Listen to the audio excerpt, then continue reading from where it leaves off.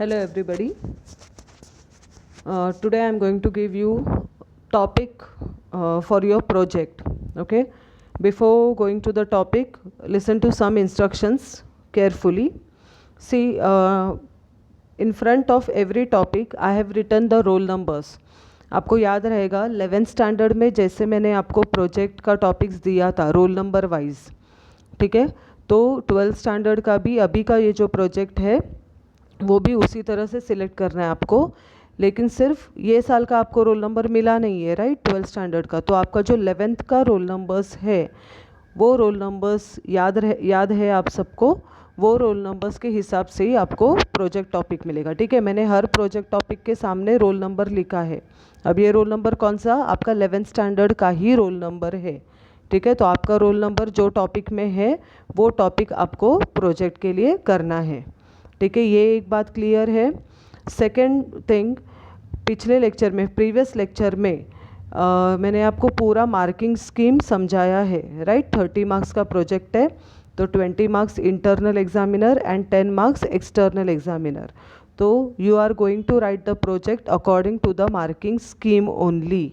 ठीक है, अब ये मार्किंग स्कीम के हिसाब से कैसा लिखना है, मैं जैसे जैसे टॉपिक्स आगे आगे जाएगा मैं हर एक टॉपिक के बारे में आपको थोड़ा बहुत इंस्ट्रक्शंस दे दूंगी। ठीक है, every topic I will give you an idea how to write the project. ठीक है, एंड प्लस ये जो भी टॉपिक्स है ये अभी आपका लेक्चर में तो हो रहा है, एंड आपके व्हाट्सएप ग्रुप में भी आपके क्लास टीचर को मैं बोलने वाली हूँ वो टॉपिक्स आपको पिक्चर आपको भेज देंगे आपके क्लास टीचर्स जो है। Got it. तो समझो आज के लेक्चर में पूरा जो टॉपिक्स है वो कंप्लीट नहीं हो पाएगा, मतलब इंस्ट्रक्शंस कंप्लीट नहीं हो पाएगा, तो डोंट वरी। टॉपिक्स का इमेज जो है, पिक्चर जो है, वो मैं पूरा व्हाट्सएप पे डाल दूंगी, तुम लोग के ग्रुप में बोल दूंगी मैं डालने के लिए। सिर्फ इंस्ट्रक्शन जो है, ऐसे मत बोलो कि ये मेरा टॉपिक नहीं ये उसका टॉपिक है। इंस्ट्रक्शंस ये लेक्चर का जो है ये स्टार्टिंग से आप सुनो, हर एक प्रोजेक्ट का, हर एक टॉपिक का, तो आपको आपके टॉपिक के बारे में एक आइडिया मिलेगा। एंड प्लस नेक्स्ट लेक्चर में मैं आपको जो बचे हुए टॉपिक्स रहेंगे उसके बारे में भी बता दूंगी। ठीक है, सो अभी प्रोजेक्ट टॉपिक्स पे जाते हैं। Again I am telling, 11th का जो तुम्हारा रोल नंबर्स है वो रोल नंबर्स ही फॉलो करो। ओके, तो प्रोजेक्ट का टॉपिक्स देखते हैं अभी। सो क्वेश्चन नंबर 1 देखो क्या है। Visit a local distributor of chemical pesticides, make a list of commonly used pesticide used for which crops, impact on human health and environment. अब ये जो प्रोजेक्ट है फर्स्ट वाला ये मिल रहा है रोल नंबर 1, 16, 31, 46, 61, 76, 91, 106, 121, 136 और 151। हाँ, साइंस में शायद एक डिवीज़न में बहुत ज़्यादा स्टूडेंट्स है, तो इसके लिए मैंने ये 151 तक ऐसे ये किया है। Okay, so visit a local distributor of chemical pesticides, make a list of commonly used pesticides. ठीक है, एक लिस्ट बनाना है आपको। अभी इसमें आप इंट्रोडक्शन में क्या बताओगे, इंट्रोडक्शन में किसके बारे में बताओगे, केमिकल पेस्टिसाइड्स के बारे में। ऑब्जेक्टिव्स में क्या लिखोगे, देखो क्वेश्चन तुम्हारा क्या है, डायरेक्टली मैंने बोला है कि आपको क्या करना है, एक लिस्ट बनाना है, commonly use pesticides use for which crops. तो आप ऑब्जेक्टिव्स में क्या लिखोगे, फर्स्ट ऑब्जेक्टिव आपका आ सकता है to study the commonly use pesticides for agriculture. Second objective होगा to find the exact quantity और proportion of pesticides for agriculture. ठीक है, देन थर्ड होगा to find the impact on the human health, how the pesticides are affecting the human health. फिर fourth जो objective रहेगा, how to find the effect of pesticides on environment. ठीक है, pesticides का environment पे क्या असर होता है वो फाइंड करना है, वो आपका फोर्थ ऑब्जेक्टिव। मतलब सी, जो क्वेश्चन मैंने दिया है, जो टॉपिक मैंने दिया है, उस टॉपिक को बराबर से पढ़ोगे, ध्यान दे के पढ़ोगे तो आपको पता चल जाएगा डायरेक्टली इंट्रोडक्शन क्या लिखना है। ऑब्जेक्टिव्स उसमें ऑलरेडी मेंशन किया हुआ है जो क्वेश्चन, उसी को ऑब्जेक्टिव में फॉर्म कर दो। ठीक है, फिर उस हिसाब से आपको आगे का जो है रेलेवेंस मतलब थर्ड पॉइंट इम्पॉर्टेंस, बराबर। तो क्या लिखोगे, इम्पॉर्टेंस में क्या लिखोगे, केमिकल पेस्टिसाइड्स इम्पॉर्टेंट कैसे वो लिखोगे, लेकिन अगर हमने ज़्यादा पेस्टिसाइड यूज़ किया तो वो किस तरह से एनवायरनमेंट पे हार्मफुल है ये भी लिखोगे, राइट। फिर मेथडोलॉजी में क्या आएगा, कौन सा मेथड आएगा, विजिट अ लोकल डिस्ट्रीब्यूटर है तो अगर आपके नज़दीक कोई डिस्ट्रीब्यूटर है, नज़दीक में कोई शॉप है पेस्टिसाइड का, तो वो आप वो आप विज़िट कर सकते हो। क्योंकि अभी ये कोरोना का जो सिचुएशन है उसमें मैं तुमको सजेस्ट करूँगी कि दूर का शॉप्स वगैरह विज़िट मत करो। अगर नज़दीक कोई शॉप है तो आप वो विज़िट करके आप फाइंड आउट कर सकते हो ये। लेकिन अगर वो नहीं है, नज़दीक में कोई शॉप नहीं है, तो better you will get all this information on net. ठीक है, कौन कौन से कॉमनली यूज पेस्टिसाइड्स हैं, कौन कौन से क्रॉप्स के लिए यूज़ करते हैं, आपको एक टेबल बनाना पड़ेगा। ये सारी इन्फॉर्मेशन आपको नेट पे से भी मिल जाएगी, तो नॉट नेसेसरी कि आपको डिस्ट्रीब्यूटर को विज़िट करना ही है। ठीक है, समझ में आया? ओके, सो रेलेवेंस में आप लिखोगे केमिकल पेस्टिसाइड्स का इम्पोर्टेंस लिखोगे, then you will right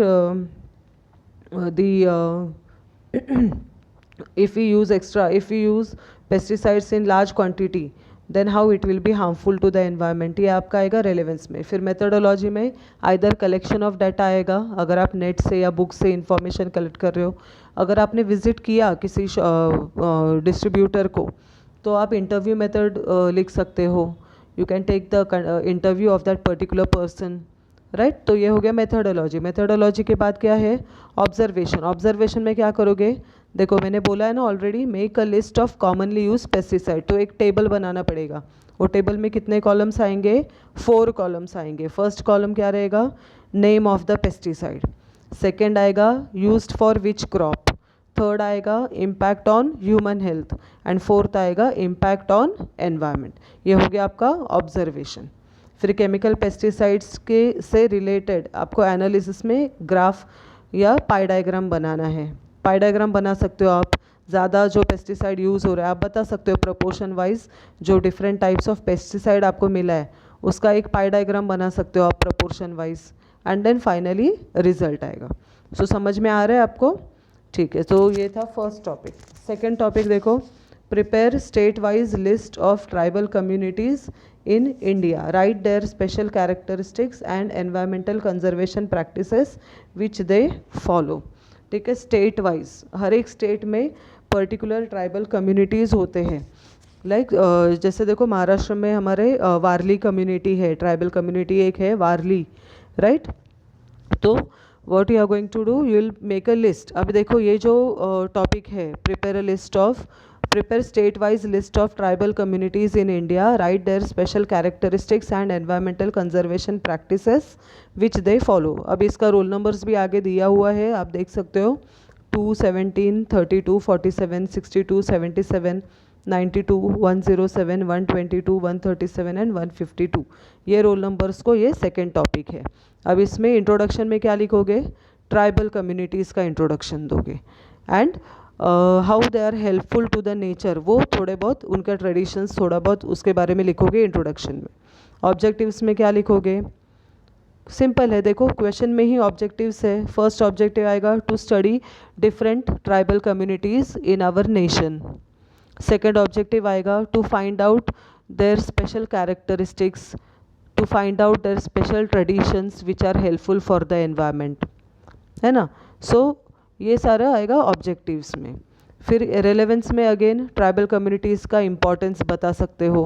methodology में इसमें क्या आएगा, most of you will follow the collection of data method only, आपको नेट से, बुक्स से, मैगजीन से आप इंफॉर्मेशन कलेक्ट कर सकते हो, राइट।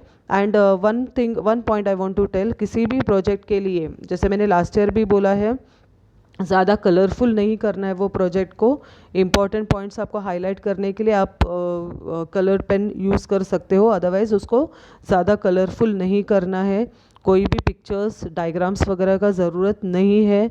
आपका प्रोजेक्ट एकदम सिंपल होना चाहिए, जस्ट जो पूछा है वो पॉइंट वाइज बराबर उसमें आना चाहिए, बाकी कोई भी डेकोरेशन वगैरह नहीं चाहिए।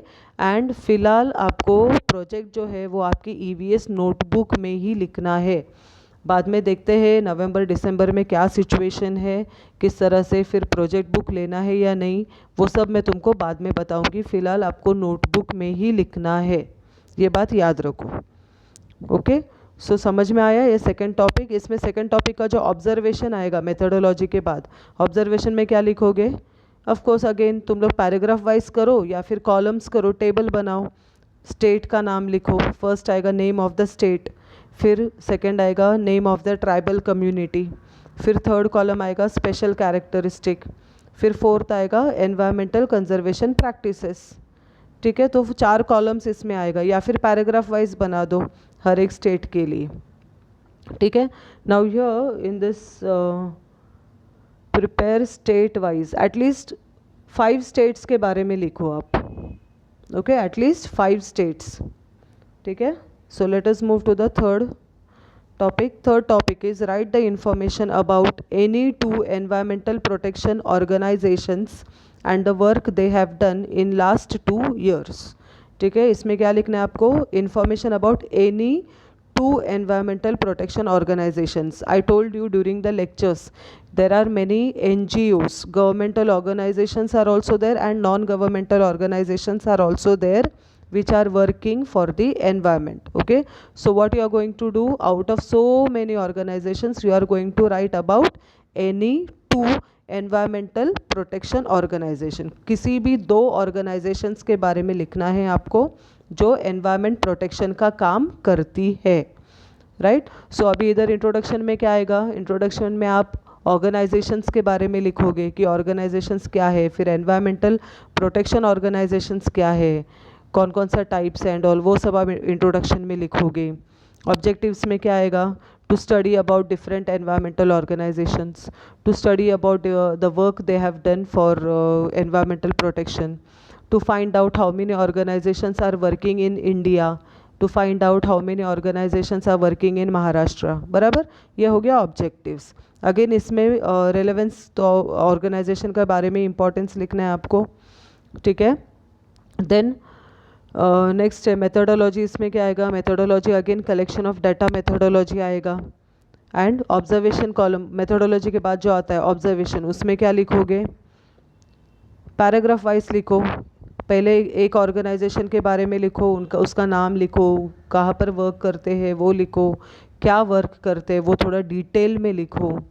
ठीक है, फिर सेकंड ऑर्गेनाइजेशन के बारे में। सो समझ में आ रहा है सबको?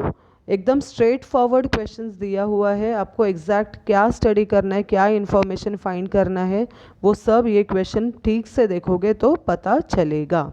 एंड अगेन मैं बोल रही हूँ, ये जो रोल नंबर्स लिखे हुए हैं ये आपके लास्ट ईयर के रोल नंबर्स ही है। 11th स्टैंडर्ड में जो रोल नंबर 3 था 1833, इनको ये थर्ड टॉपिक है। समझ में आ रहा है?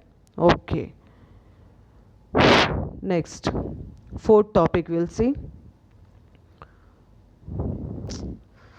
फोर्थ टॉपिक है visit the nearest historic area. Historic ऐतिहासिक जगह, नियरेस्ट। ठीक है, अपने कल्याण में कौन कौन से नियरेस्ट मतलब कौन कौन से ऐतिहासिक जगह है? जैसे दुर्गाड़ी फोर्ट है, फिर मेरे ख्याल से वो जो काला तालाब बोलते हैं हम लोग, वो भी बहुत पुराना है, तो वो भी आप कंसिडर कर सकते हो इसमें। कल्याण वेस्ट में एक सूबेदार वाड़ा करके है, ये सब हिस्टोरिक प्लेसेस है, राइट? हिस्टोरिक एरियाज है नियरेस्ट। तो आपको क्या करना है? You have to visit the nearest historic area, that is any fort, lake etcetera, and write down the following information. क्या इन्फॉर्मेशन लिखना है? अगेन इसमें आपको कॉलम बनाना पड़ेगा, टेबल बनाना पड़ेगा। ऑब्जर्वेशन में क्या इन्फॉर्मेशन लिखना है? द नंबर ऑफ विजिटर्स है, फिर नेक्स्ट है पर्पस ऑफ विजिट। ठीक है, उसके बाद है historical importance of that place, फिर है एनवायरमेंट इश्यूज ओवर देयर। ठीक है, कौन सा है? 4 पॉइंट्स मैंने दिया है। नंबर ऑफ विजिटर्स, ठीक है, वहाँ उस जगह पे कितने विजिटर्स डेली विजिट करते हैं। सेकंड है पर्पस ऑफ विजिट, मतलब क्यों विजिट करते हैं। थर्ड है historical importance of that place, वो प्लेस जो है उसका ऐतिहासिक महत्व क्या है, इम्पॉर्टेंस क्या है, वो लिखना है आपको।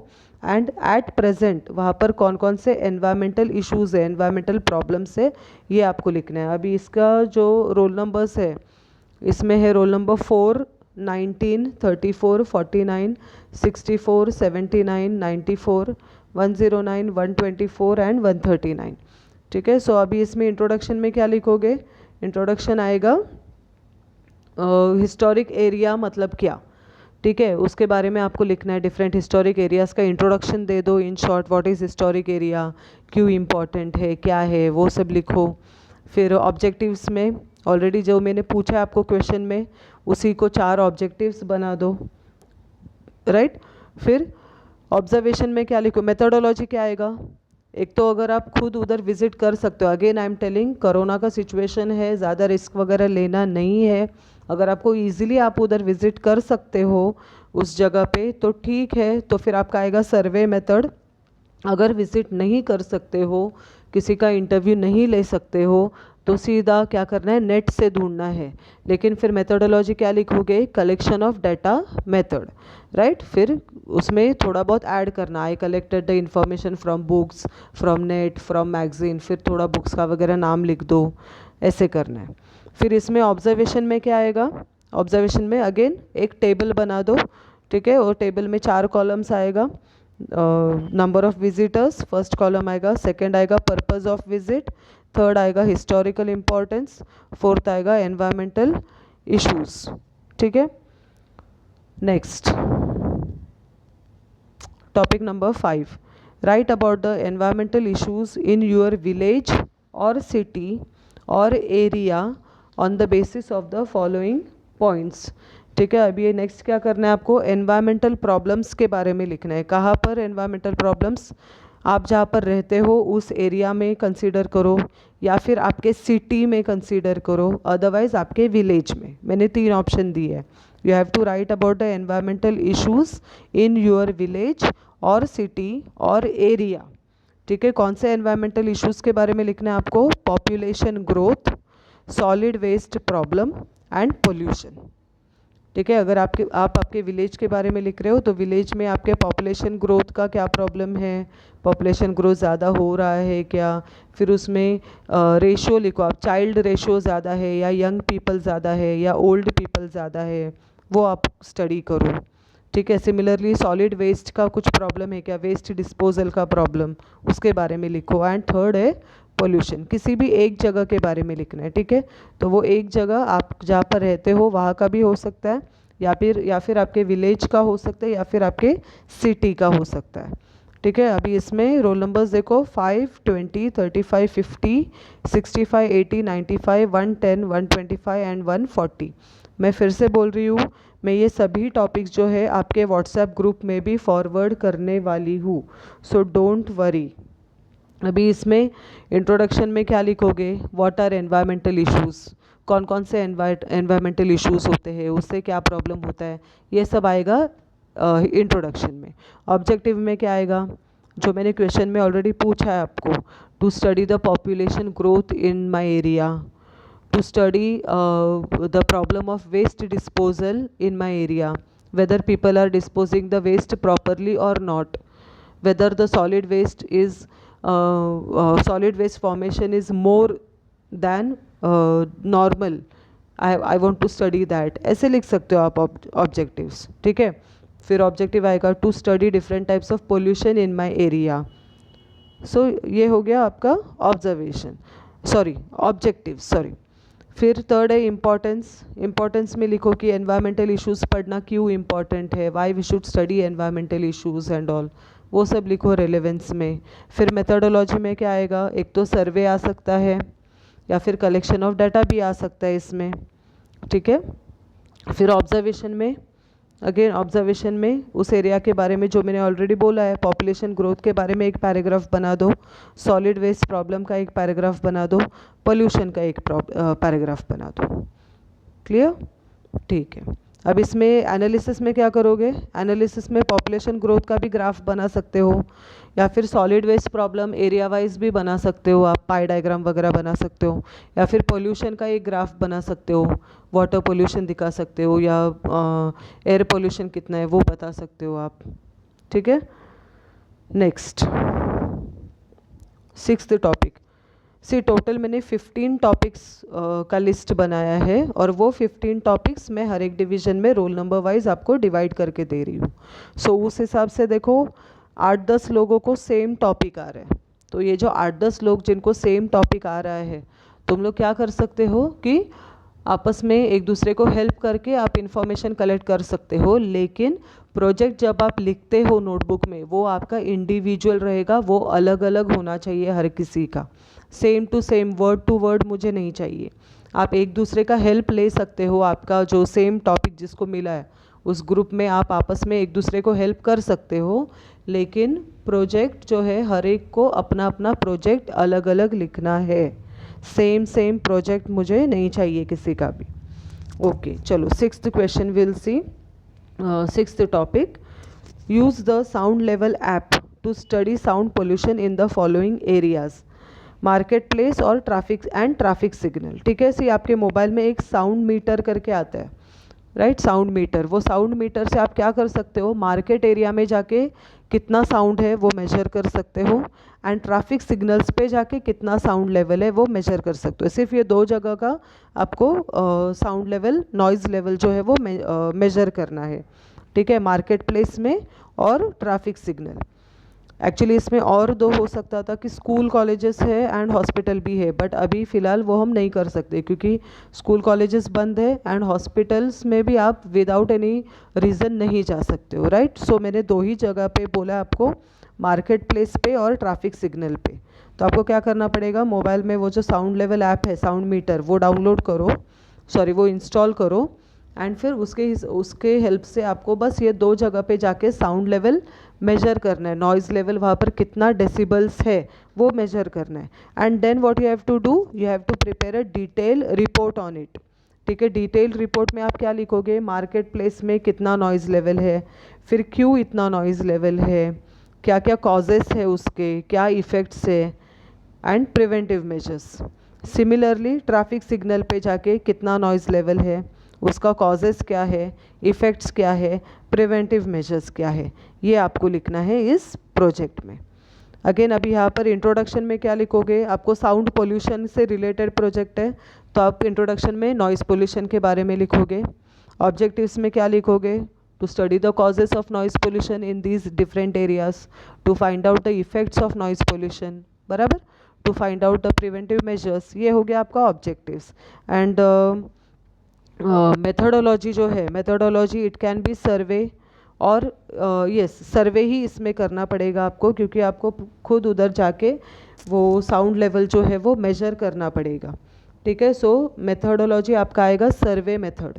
एंड ऑब्जर्वेशन में जैसे मैंने बोला, मार्केट प्लेस के बारे में एक पैराग्राफ लिखो, उधर का साउंड लेवल कितना डेसिबल है, क्यों है, means causes, effects and preventive measures, दोनों के लिए, market place as well as traffic signal. इसका ये टॉपिक किसको मिला है, देखो roll number 6, 21, 36, 51, 66, 81, 96, 111, 126 and 141। Next topic, seventh topic है, स्टडी द लोकल और nearby water bodies and write down the environmental issues over there. Simple project, local या nearby water bodies, आपके घर के नज़दीक कोई वाटर बॉडी है, कोई कुआं है, वेल, या फिर कोई लेक है, कोई पॉन्ड है, कोई छोटा सा रिवर है, वहाँ पर का पोल्यूशन आपको स्टडी करना है, वाटर पोल्यूशन स्टडी करना है। ठीक है, सो एनी वन, किसी भी आपके घर के नज़दीक जो रहेंगे, एक या दो तीन रहेगा, जो भी रहेगा, वो वाटर बॉडीज़ का पोल्यूशन के बारे में आपको स्टडी करना है ये टॉपिक में। Now this topic I have given to roll number 7, 22, 37, 52, 67, 82, 97, 112 and 142। ठीक है, अभी इसमें भी देखो सिंपल है, आपका प्रोजेक्ट किससे रिलेटेड है, वाटर पोल्यूशन से, राइट, वाटर पोल्यूशन से। तो आप इंट्रोडक्शन में वाटर पोल्यूशन के बारे में लिखोगे, ऑब्जेक्टिव्स में क्या लिखोगे, same, to study the causes of water pollution, to study the nearby water bodies which are polluted, to find out the effects, to find out the preventive measures. ये मैं shortcut में बता रही हूँ, आपको डिटेल में लिखना है सब। ठीक है, ये हो गया आपका ऑब्जेक्टिव्स। सिमिलरली आप मेथोडोलॉजी क्या करोगे, मेथोडोलॉजी कौन सा करोगे, सर्वे मेथड कर सकते हो आप, है ना, सर्वे मेथड कि कौन कौन सा वाटर बॉडीज़ है नियर बाय, नाम लिख दो वो जगह का, फिर वो क्यों कैसे पोल्यूटेड है, सॉरी मेथोडोलॉजी में सर्वे मेथड आएगा। फिर ऑब्जर्वेशन में क्या आएगा, ऑब्जर्वेशन में जो वाटर बॉडीज़ आपने देखा है, फिर वहाँ का वाटर पोल्यूशन के बारे में लिखो, कॉजेस लिखो, इफ़ेक्ट्स लिखो, प्रिवेंटिव मेजर्स लिखो, ठीक है। वो वाटर बॉडी जिस जगह में है वो एरिया का नाम लिखो, कॉजेस लिखो, इफ़ेक्ट्स लिखो, प्रिवेंटिव मेजर्स लिखो। अगेन इसमें एनालिसिस में आप पाई डायग्राम बना सकते हो या फिर ग्राफ भी बना सकते हो कि हर साल पोल्यूशन बढ़ते जा रहा है क्या या नहीं, ऐसे कर सकते हो आप। नेक्स्ट 8th टॉपिक है write a detail report on water conservation practices in your area और सिटी और विलेज, ठीक है। 8th टॉपिक कौन सा है? You have to write a detail report on water conservation practices. Water conservation practices जो हमने 5th चैप्टर में पढ़ा था, देखो वाटर शेड मैनेजमेंट टेक्निक्स है, फिर rain water conservation, rain water harvesting वगैरह, ये सब क्या है? वाटर कंजर्वेशन प्रैक्टिसेस है। अब आपको क्या करना है, या तो आपके एरिया में ऐसी कोई टेक्निक्स प्रैक्टिस करते रहेंगे लोग तो उसके बारे में लिखो, या फिर आपके विलेज में ऐसा कुछ मैनेजमेंट टेक्निक्स लोग फॉलो कर रहे तो उसके बारे में लिखो, या फिर आपके सिटी में ऐसा कुछ प्रोजेक्ट्स है, कोई मैनेजमेंट वाटर कंजर्वेशन प्रोग्राम्स है या प्रैक्टिसेस है, आपके बिल्डिंग में ऐसा कुछ प्रैक्टिसेस फॉलो कर रहे हो आप तो उसके बारे में लिखो, ठीक है। So either in your area और सिटी और विलेज, जहाँ पर आपको वाटर कंजर्वेशन टेक्निक्स आप देख रहे हो, जहाँ पर लोग फॉलो कर रहे हैं वो प्रैक्टिसेस, उसके बारे में आपको लिखना है। अगेन ये प्रोजेक्ट वाटर कंजर्वेशन से रिलेटेड है तो इंट्रोडक्शन में आपको वाटर कंजर्वेशन के बारे में लिखना पड़ेगा। Objectives, right, I want to study the importance of water conservation techniques, to study the different methods of water conservation techniques, to study the benefits of water conservation techniques to the people as well as the environment। ऐसा नहीं है कि water conservation सिर्फ लोगों के लिए फ़ायदेमंद होता है क्या? नहीं, लोगों के लिए भी होता है और एनवायरनमेंट के लिए भी होता है। तो ये वाटर कंजर्वेशन के बारे में जो भी पढ़ोगे, जो पढ़ना है आपको, वो आप ऑब्जेक्टिव्स लिख दो। एंड ऑब्जर्वेशन में क्या आएगा? डिटेल रिपोर्ट, वो एरिया का नाम लिख दो जहाँ पर आपने ये वाटर कंजर्वेशन प्रैक्टिस देखा है, फिर कौन सा प्रैक्टिस है, वाटर कंजर्वेशन प्रैक्टिस है वो नाम लिखो, रेन वाटर हार्वेस्टिंग है या फिर कोई जो मैंने आपको बोला था ना चेक डैम है या फिर फार्म पॉन्ड है, कौन सा टाइप है वो लिखो, फिर किस तरह से वो प्रैक्टिस कर रहे हैं, किस तरह से लोग वहाँ पर वर्क कर रहे हैं वो लिखो, उसका बेनिफिट क्या हो रहा है वो लिखो ऑब्जर्वेशंस में। ये सब आएगा ऑब्जर्वेशन। देखो तुम्हारा जो क्वेश्चन है ना, प्रोजेक्ट का जो टॉपिक दिया है, जो क्वेश्चन दिया है, उसका डायरेक्ट आंसर जो है वो किधर आएगा? ऑब्जर्वेशन पार्ट में आएगा, ठीक है। ऑब्जर्वेशन मेथडोलॉजी के बाद जो ऑब्जर्वेशन आता है आपका टॉपिक में, जो मैंने पूछा है क्वेश्चन, उस क्वेश्चन का आंसर डायरेक्ट आएगा ऑब्जर्वेशन में।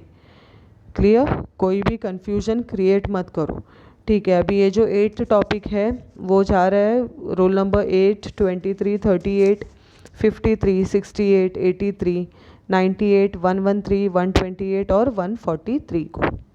नेक्स्ट 9th टॉपिक है study agricultural loss due to insects और pest in different states of India. Insects और पेस्ट, आपको मालूम है ना, इंसेक्ट अटैक होता है डायरेक्ट एग्रीकल्चर पे, खेतों में इंसेक्ट अटैक। अभी रिसेंट है न्यूज़, लोकस्ट अटैक के बारे में सुना रहेगा आपने, ठीक है। तो आपको क्या करना है, आप हमारे कंट्री में डिफरेंट स्टेट्स में जहाँ पर ये इंसेक्ट अटैक होते हैं खेतों में, उसके बारे में आपको स्टडी करना है, ठीक है।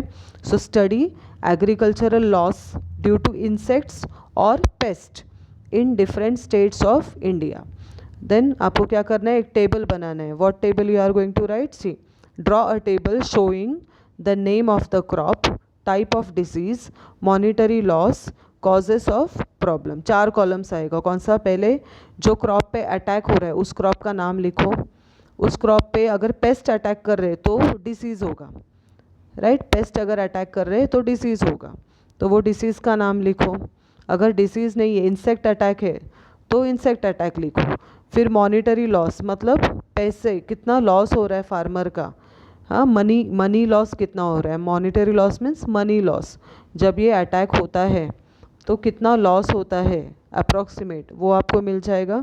And causes of the problem, वो लॉस किस वजह से हो रहा है, एग्जैक्ट प्रॉब्लम क्या है, कौन सा पेस्ट है, कौन सा इंसेक्ट है, वो एग्जैक्टली क्या कर रहा है, वो आपको लिखना है। तो ये 4 कॉलम्स हैं एंड मिनिमम आपको 10 एग्जाम्पल्स आपको इसमें लिखना है। And see you will get all this information easily on net से आपको ये पूरा इन्फॉर्मेशन मिल जाएगा। ठीक है, सो इंट्रोडक्शन में क्या लिखोगे आप, एग्रीकल्चर का थोड़ा इम्पोर्टेंस इंट्रोडक्शन दे दो। फिर इंसेक्ट्स और पेस्ट अटैक करते हैं, कौन कौन से इंसेक्ट्स और पेस्ट अटैक करते हैं उसके बारे में लिखो थोड़ा इंट्रोडक्शन में। क्लियर। फिर ऑब्जेक्टिव्स में क्या लिखोगे, to study about different insects that attack the agriculture crops. Second objective आएगा to study different pest that attack the agricultural crops. Then to find out the monetary loss to the farmers. फिर fourth objective आएगा to find out the solution और preventive measures from the for this problem.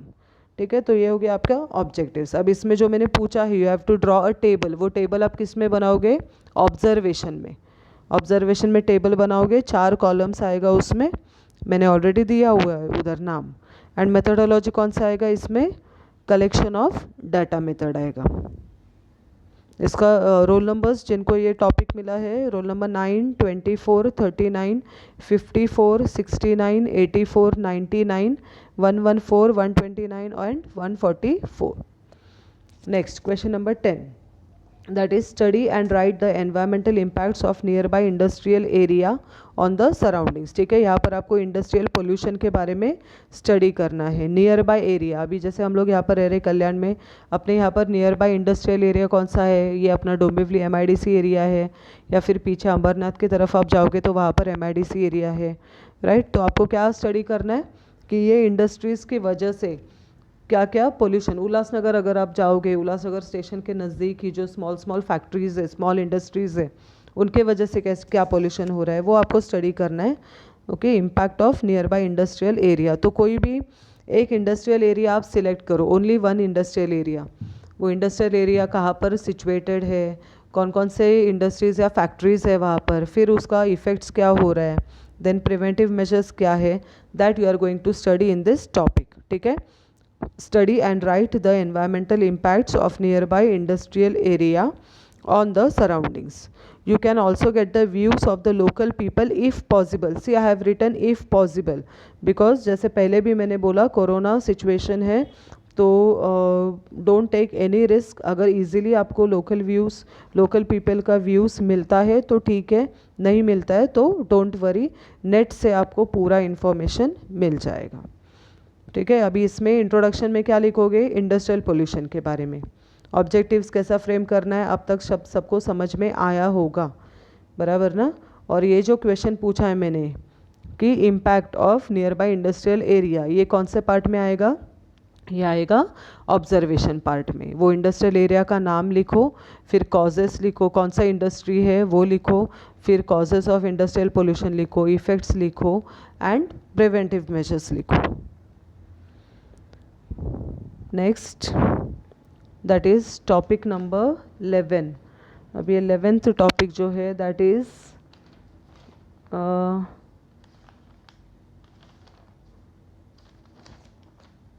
हाँ, make a list of environmental impacts due to tourism on at least 5 nature tourism sites.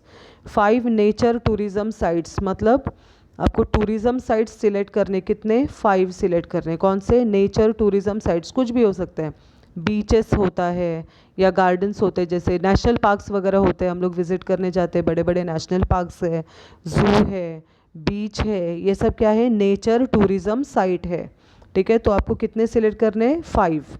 और उनके बारे में आपको क्या लिखना है, देखो, make a list of environmental impacts due to tourism on at least 5 nature tourism site.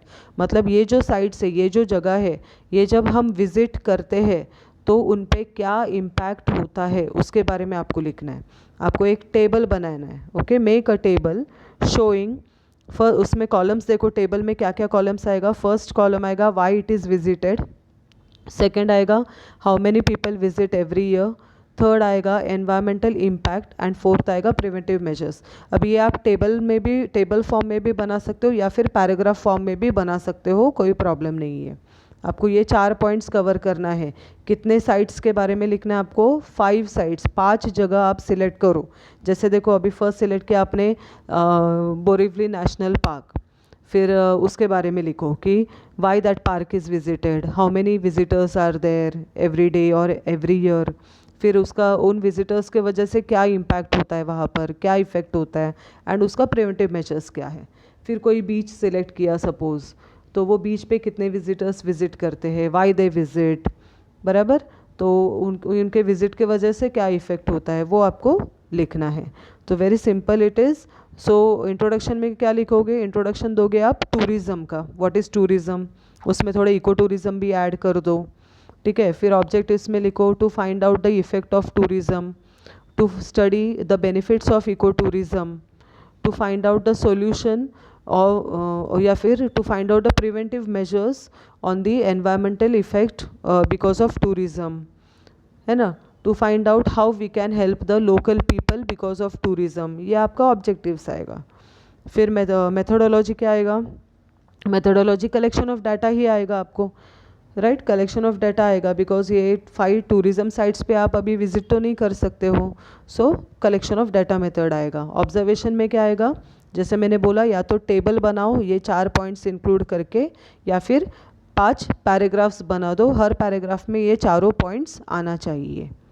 So this is for roll number 11, 26, 41, 56, 71, 86, 101, 116, 131, 146। ये रोल नंबर का पैटर्न भी आपको ध्यान में आया रहेगा अभी तक, किस तरह से डिस्ट्रीब्यूट हुआ है। अगेन आई एम टेलिंग, मैं ये पिक्चर जो है, फ़ोटो जो है, इसका इमेज जो है प्रोजेक्ट लिस्ट का, आपको व्हाट्सएप ग्रुप पे भी फॉरवर्ड करने वाली हूँ। ओके, 12th टॉपिक देखो, study population status of your town for past 20 years. Past 20 years क्यों लिया है मैंने? क्योंकि हर 10 साल के बाद सेंसस होता है, जनगणना जिसको हम लोग बोलते हैं, वो हर 10 साल के बाद होता है।